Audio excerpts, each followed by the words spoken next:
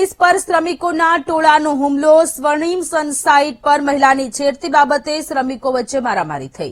શાંત પાડવા માટે ઘટના સ્થળે પોલીસ પહોંચી, જેના પર ટોળાનો આક્રોશ। બોપલ પોલીસે ગુનો નોંધી 112 લોકોની અટકાયત કરી છે। 15 લોકોની ગુનામાં ધરપકડ કરીને તપાસ શરૂ કરી છે।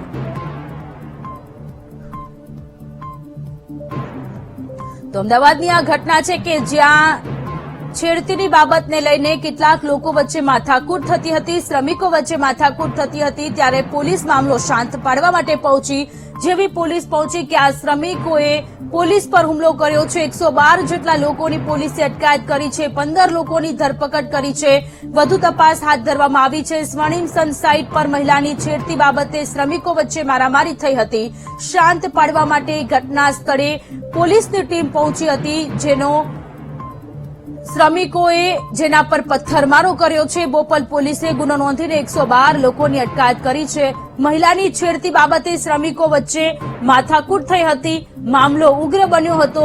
પોલીસની ટીમને જાણ કરવામાં આવતા પોલીસ પહોંચી હતી શાંત પાડવા। સંવાદદાતા અનિતા ફોનલાઈન પર જોડાયેલા છે। અનિતા, અમદાવાદમાં પોલીસ પર શ્રમિકોના ટોળાએ હુમલો કર્યો છે। મહિલાની છેડતીને લઈને શ્રમિકો વચ્ચે માથાકૂટ થઈ રહી હતી, શાંત પાડવા માટે પોલીસ પહોંચી હતી, તેના પર હુમલો કરાયો।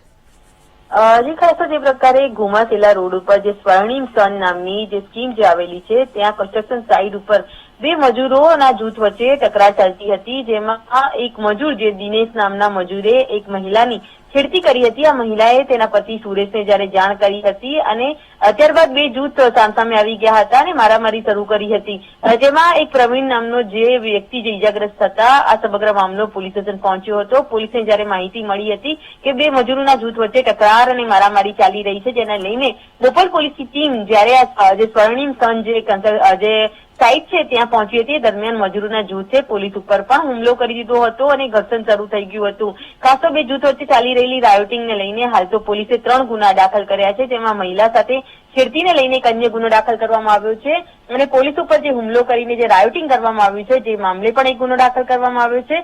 સાથે પોલીસે જયારે તપાસ કરી હતી એ દરમિયાન 112 જેટલા જે લોકો જે સાઇટ ઉપર કામ કરતા જે મજૂરો છે તેઓની અટકાયત કરી હતી, જેમાં 15 થી 16 જેટલા જે મજૂરો જે સગીર વયના બાળકો હોવાનું પણ ખુલ્યું હતું, જેથી ચાઇલ્ડ એક્ટને લઈને હાલ તેઓની વિરુદ્ધ પણ ગુનો દાખલ કરવામાં આવ્યો છે। આ સાથે 15 થી 16 લોકો જેણે આ પ્રકારે પોલીસ ઉપર હુમલો કરીને જે રાયોટિંગ કરી છે તેઓની પોલીસે ધરપકડ કરી છે અને સમગ્ર મામલે વધુ કાર્યવાહી હાથ ધરી છે। જી અનિતા, આભાર તમામ વિગતો માટે।